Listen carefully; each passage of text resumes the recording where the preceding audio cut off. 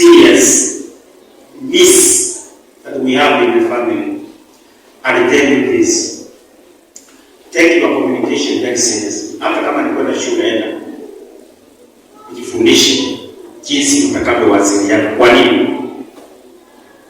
Communication is a link, and that link creates a relationship between people. It's a link. When that link is missing, you are missing.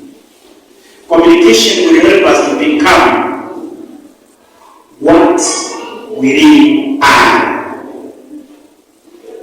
You know, Mungu ameweka ndani yako potential ya kusaidia mwenzako, na mwenzako hapo nayo. Ili potential itokee so that we can enjoy it, it has to be communicated, and then it must be understood. When it's not understood, we get into confusion. Sometimes what we communicate reflects what we are. Unajua, kwa mfano, unaweza kuwa na hasira na haujaionyesha popote, lakini unapozungumza kwa mwenzako, you communicate it. You communicate resentment, you communicate bitterness, malice. Yani anaangalia tu, anaona huyu mtu hayuko sawa. But what you are communicating is your true feelings. Ndani yako una machui juu ya mwenzako, lakini akikuuliza, you are reluctant. Akijaribu kukwambia, naona kama kuna shida mahali, hauko sawa, ambia no, I'm okay.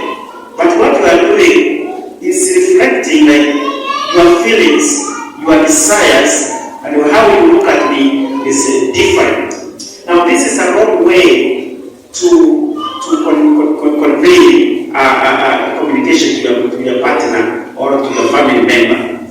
If you are angry, you are feeling not up to date, don't shift blame. Deal with it. Find out why you are not feeling well with them. Many of us make excuses and justify. But remember, you are communicating a disease. You are communicating a defect. Na haitakuwa vizuri kwako, kwa sababu hata yeye ataona hauko sawa na yeye. Kwa hiyo na yeye atareact. Mimi kuambia na anaanza kunyamaza. Hivyo ndio mahusiano huwa yanaharibika. Sasa unahitaji you come to terms with yourself. So don't deceive yourself ukaharibu mahusiano na mwenzako. Kama kuna kitu kinakusumbua, hebu kitoe nje. Manake you definitely reveal it in your communication. Let's find out what the Bible says in Proverbs 16, verse 2. What does the Bible advise? 16 verse 2. Proverbs 16. The man. All a man's ways seem innocent to him, but motives are weighed by the Lord. Unaona, wewe unaweza kuangalia ukajustify jinsi unavyosikia na jinsi ulivyo, lakini Mungu anajua kilicho cha sahihi. So the best thing you can do is don't deceive yourself.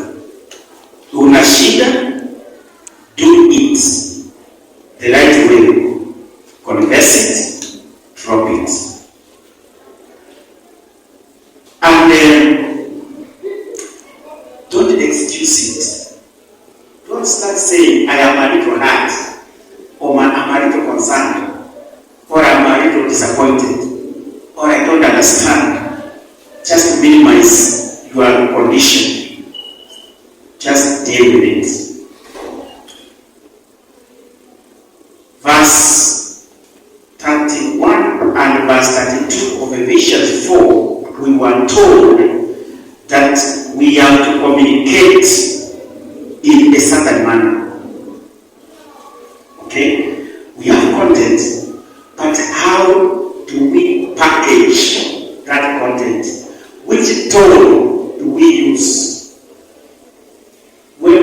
discussing or saying something, unazungumza na tone gani? Biblia inasema be kind. So that is the tone that should convey your message.